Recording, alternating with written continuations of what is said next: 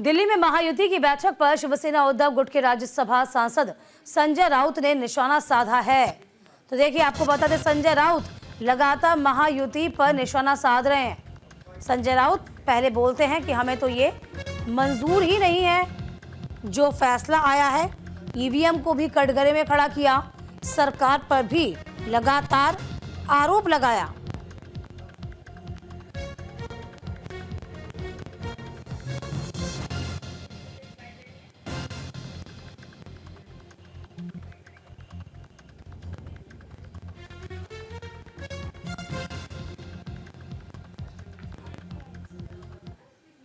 उनके सामने कौन सा विकल्प था, आप मुझे बता सकते हैं? देखिए, ये बहुत ही दुर्भाग्यपूर्ण है। वो बाला साहेब ठाकरे जी का नाम लेते हैं, शिवसेना नाम से राजनीति करते हैं, लेकिन उसके भविष्य का फैसला दिल्ली से होता है। बाला साहेब ठाकरे जी की शिवसेना का भविष्य कभी दिल्ली में तय नहीं हुआ, मुंबई में तय हुआ है। हम कभी दिल्ली में नहीं गए। अटल जी थे, अडवाणी जी थे, और भी नेता थे। कभी हम दिल्ली में जाकर शिवसेना के बारे में फैसला कीजिए, ऐसे हम कभी उनके सामने गिड़गिड़ाए नहीं। जो निर्णय लेना था हमने ले, आज भी हम लेते हैं। जो उद्धव ठाकरे जी की लीडरशिप में शिवसेना है, हमारा निर्णय हम लेते हैं, हम दूसरे के ऊपर नहीं छोड़ते। तो उनके सामने कौन सा विकल्प था, आप मुझे बता सकते हैं? देखिए, ये बहुत ही दुर्भाग्यपूर्ण है।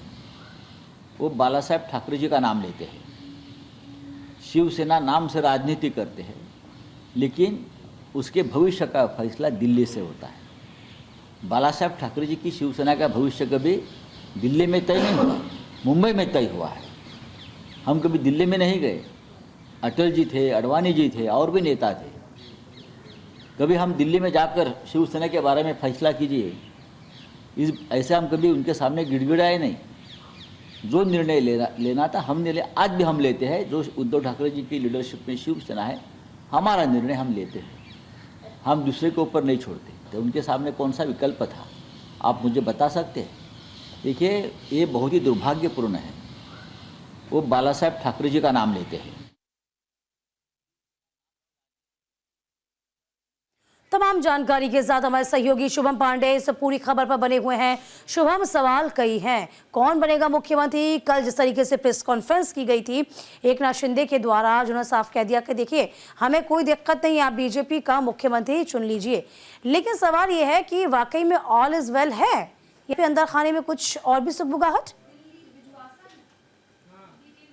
देखिए, अब तक तो ऑल इज वेल हम कह सकते हैं, लेकिन चिट्ठी में किसी का अगर नाम निकल जाता फिर सब कुछ वेल नहीं रहेगा। क्योंकि एमपी में भी ये कहानी हुई थी, शिवराज सिंह चौहान के नाम की चर्चा चल रही, लेकिन चिट्ठी पे फिर नाम किसी और का जाता है।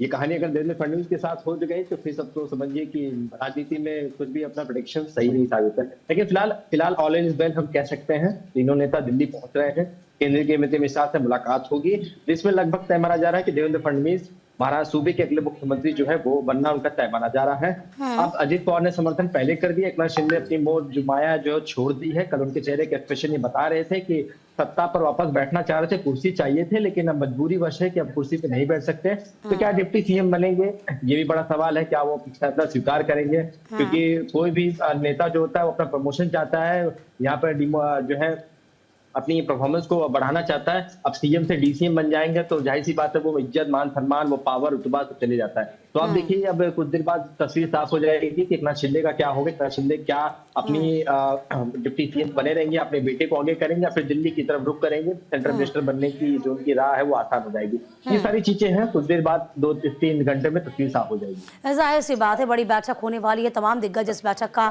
हिस्सा बनने वाले हैं और ये बैठक कई मायनों में खास भी है। अच्छा, इस बीच एक सवाल जो और भी फ्लोट कर रहा है कि सीएम चेहरा दिक्कत तो करेगा ही, हालांकि आप भी कह रहे हैं कि स्पष्ट है चीजें जो कि कुछ ही वक्त में हो जाएंगी।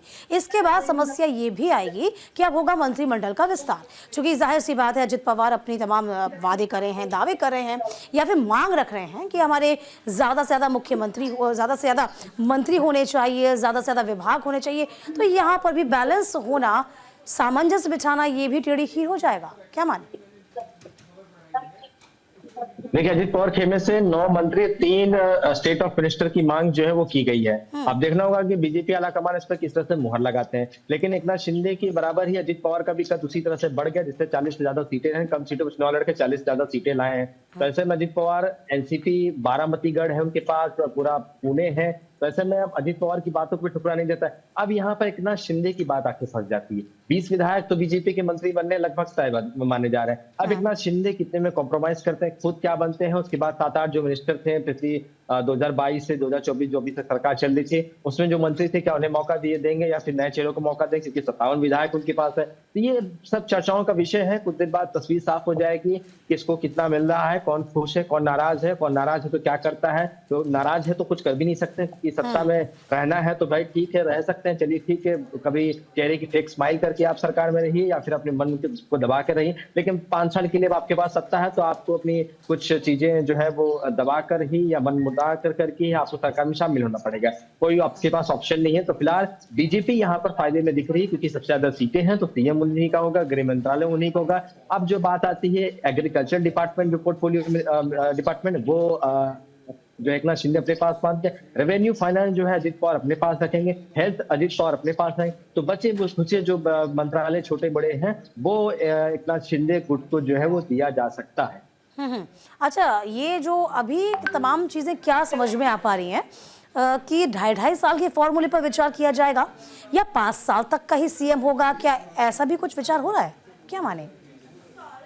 देखिए, बीजेपी कभी भी ये नहीं चाहती है कि वो 2.5 साल के फॉर्मूले पे काम करे। वो सीधे बात करती है कि भाई 5 साल हमारा सीएम था, कि ये मंत्रालय यहाँ पर, ये 2.5 साल का फॉर्मूला 2019 में बात हुई थी, उसके बाद तस्वीर महाराष्ट्र की राजनीति बदल चुकी है। तो अब देखना होगा किस तरह से बीजेपी, अमित शाह हो या पीएम मोदी हो, किस तरह से एकनाथ शिंदे को टैकल करते हैं, किस तरह से एकनाथ शिंदे को मनाते हैं, क्योंकि चेहरे के जो एक्सप्रेशन है, चेहरे के जो बॉडी लैंग्वेज, जो सब कुछ बता रहे हैं कि इन्हें साफ तौर पर मना करते भाई आप सीएम नहीं रहेंगे, देवेंद्र फडणवीस सीएम बनेंगे, आपको डिप्टी सीएम बनना है तो बनिए, वरना सेंट्रल में आइए, या आपके जो मंत्री या आपके जो विधायक उन्होंने बताइए मंत्री बना देते हैं। क्योंकि अब देखिए 2 ऑप्शन है बीजेपी के पास, चाहे अजित पवार को साथ में लेके चले, एकनाथ शिंदे को साथ में, तो दोनों को तो खुश नहीं किया जा सकता, क्योंकि 3 बिगाड़ा काम बिगाड़ा पहले से ही ये कहानी कहावत आई है। तो तीनों जो दल है वो खुश नहीं रह सकते, इसी वजह से ये तीनों बड़े नेता दिल्ली पहुंचे हैं, पहुंचने वाले हैं, और कुछ दिन में तस्वीर साफ हो जाएगी किसके खाते में क्या आने वाला है, कौन खुश रहेगा 5 साल के लिए, कौन नाराज रहेगा, या फिर कौन बगावत करेगा, या फिर कौन अच्छे तरीके से या रहेगा, या फिर जो भी चीजें हैं वो बात की बात है, वो कुछ चर्चाओं का विषय है, कुछ देर बाद तस्वीर साफ हो जाएगी। जाहिर सी बात है। अच्छा, इस बीच हम यदि विपक्ष की भूमिका को देखें तो संजय राउत का बयान जो है वो लगातार सामने आ रहा है।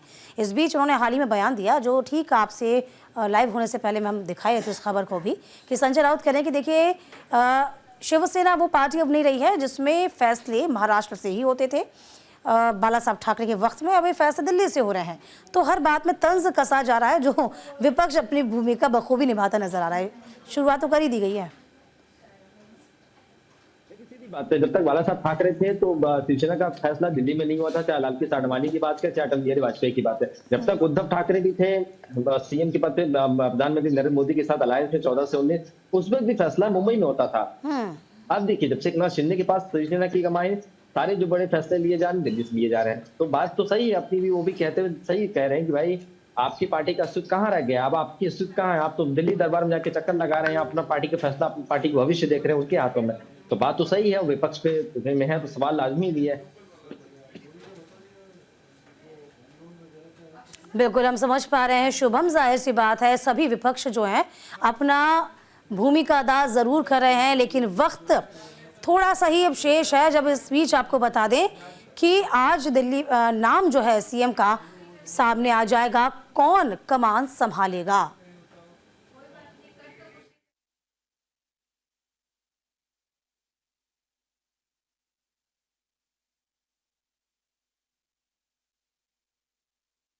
प्लान किसके नाम होगा ऐलान, ये देखने वाली बात होगी। हालांकि कल एकनाथ शिंदे ने प्रेस कॉन्फ्रेंस करके इस बात को सहर्ष स्वीकार लिया था कि प्रधानमंत्री की बात वो मानते हैं और किसी भी तरीके से कोई अवरोध उत्पन्न नहीं करेंगे।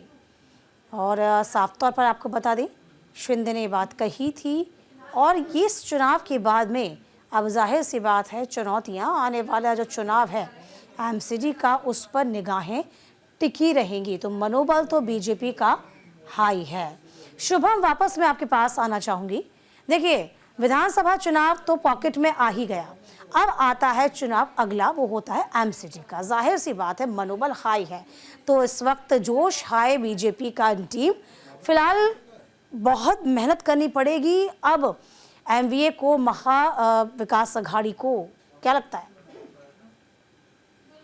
देखिए, एशिया की सबसे बड़ी महानगर पालिका कही जाती है बीएमसी, और बीएमसी का चुनाव बस कुछ महीनों में ही है, मतलब फरवरी मास तक हम एक्सपेक्टेशन कर सकते हैं। उसके साथ 12 महानगर पालिकाएं और है पूरे प्रदेश भर में, तो सबसे ज्यादा जो कड़ी मशक्कत करनी है महाविकास अघाड़ी को बीएमसी चुनाव, क्योंकि बीएमसी एक ऐसी तिजोरी है जिसे पाने के लिए सब कुछ एड़ी चोटी का जोड़ लगाते हैं, साम दाम दंड भेद।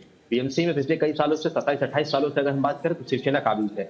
अब बीजेपी जिस तरह से स्टेट जीत कर आई है तो मनोबल बढ़ा है कि भाई बीएमसी भी हम फतेह कर जाएंगे, लेकिन इतनी राह आसान नहीं होगी। बीएमसी में अगर हम बात करें तो लोकल जो इलेक्शन है वो शिवसेना को हमेशा इसका खासा उम्मीद देखने को मिलता है, रिजल्ट अच्छे मिलते हैं।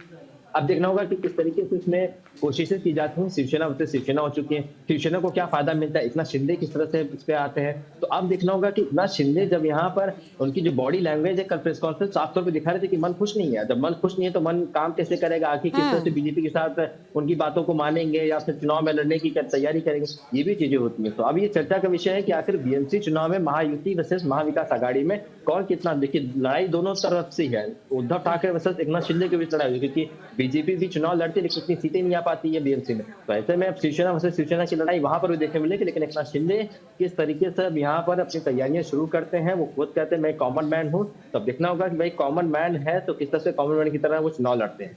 चलिए, बहुत शुक्रिया आपका शुभम तमाम जानकारी देने के लिए। चलिए फिलहाल वक्त छोटे से ब्रेक का, कहीं मत जाइएगा, हम फौरन लौटेंगे।